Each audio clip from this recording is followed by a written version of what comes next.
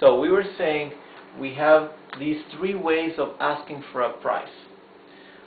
¿Cuánto cuesta? Or ¿cuánto vale? That's the most typical form. And for something, for when we go to the grocery and ask for the price of something that's which price is changing more often, we usually ask ¿a cuánto está? Okay? You can still ask ¿cuánto cuesta? Or ¿cuánto vale?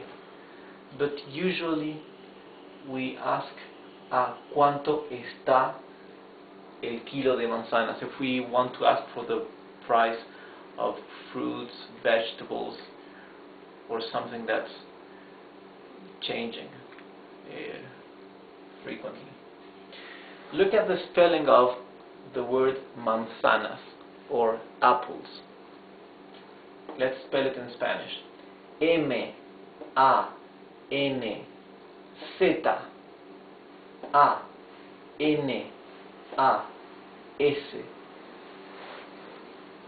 Buenos días. ¿A cuánto está el kilo de manzanas? Está a 30 pesos el kilo. Pesos you can omit it. It makes no difference. You can say está a 30 el kilo. Or you can even say está a 30. Right? To reply that, to answer that it costs 30 or 30 pesos. Look at this. Kilo is a typical, same as in English, right? The typical short form for kilogram. In Spanish, too. Instead of saying kilogramo, you can just say kilo, right? So English and Spanish are the same in this case. Now, last question. Look at this one.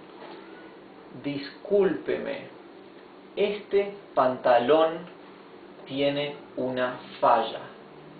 ¿Acepta devolución? Imagine you bought a pair of trousers, right? Pair of trousers is pantalón. Pantalón is trousers. Imagine the trousers has a failure. A failure is una falla. And you want to ask the salesperson if they accept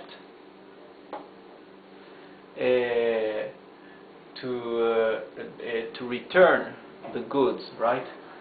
Devolución, to return. First we ask, excuse me, discúlpeme. Discúlpeme is already conjugated in the formal tense, right? Do you remember that for the second person of the singular,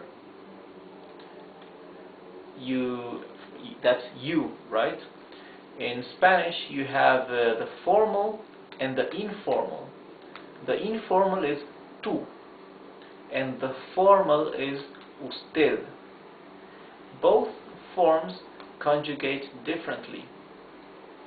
So, if we were using the informal, the tú, we would say discúlpame with an a, discúlpame. But we are using the formal because we are talking to a salesperson, somebody that's not related to us. So we say, discúlpeme, excuse me, este pantalón tiene una falla. ¿Acepta devolución? Excuse me, these trousers, or this trouser, because in Spanish it's singular word, has a failure. Do you accept the devolution or returning of the goods? Here we are omitting the pronoun because the verb accept in Spanish is already conjugated for the second person in the singular in the formal way, right? Acepta. I read acepta, or I listen acepta, and I know that the subject is usted. So I can omit usted. I can just say acepta devolución. In English, you will need to use to add the word you, right? Not in Spanish. You don't have to. Now the salesperson will reply, yes, of course, I need to see the invoice. Sí, por supuesto. Necesito ver la factura. Sí, por supuesto. Necesito ver la factura. Sí, por supuesto. Necesito ver la factura. This is yes, of course. I need to see or look at the invoice. Again, necesito is conjugated into the first person of the singular, I, yo. So necesito already is implying the subject. So I don't need to say yo necesito ver la factura. I can just say simply necesito ver la factura. So this is enough for today's lesson, and we'll see probably some more examples next lesson in our next videos, and I will also soon want to teach you the difference between este, esta, estos, estas, aquel, aquellos, right? So this, these, that, those, okay?